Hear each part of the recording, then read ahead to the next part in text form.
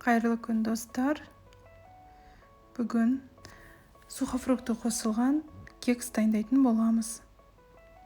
Видеода көріп тұрғандарыңыздай өте әдемі әрі жұмсақ болып піседі.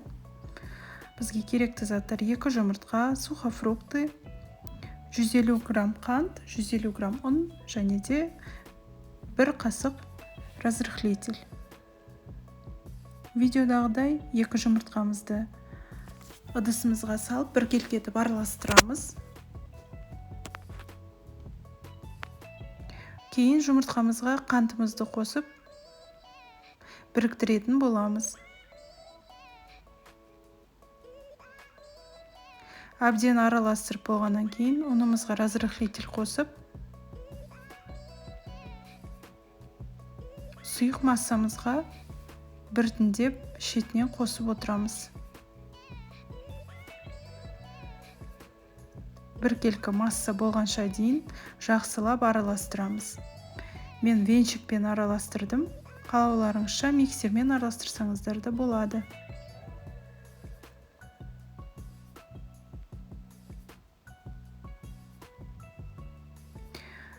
Дайын массамызға алдын ала дайындалған бізде сухофруктыларымызды біртіндеп қосатын боламыз. Менде курага және де грек жаңғағы, сонымен қатар кишмиш қосқан болатынмын. Кишмишті алдын ала ыстық суға салып қоюға кеңес етемін. Себебі кишмишті былай сала салатын болсаңыздар, ол кекстің астына, төменгі жағына түсіп кетеді.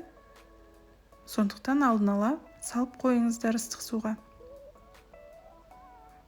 Барлығын біріктіріп араластырамыз. Бізде осындай біркелкі әдемі масса шығады.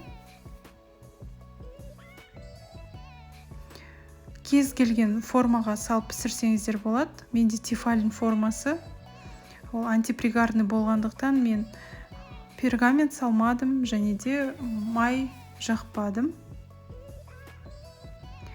Қызып тұрған 200 градус пеште 30-40 минутта пісіретін боламыз.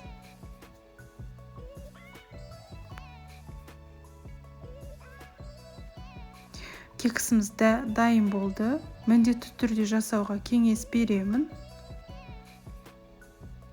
Өте жұмсақ, өте дәмді болып шығады. Қалауларыңызша әсемдесеңіздер болады.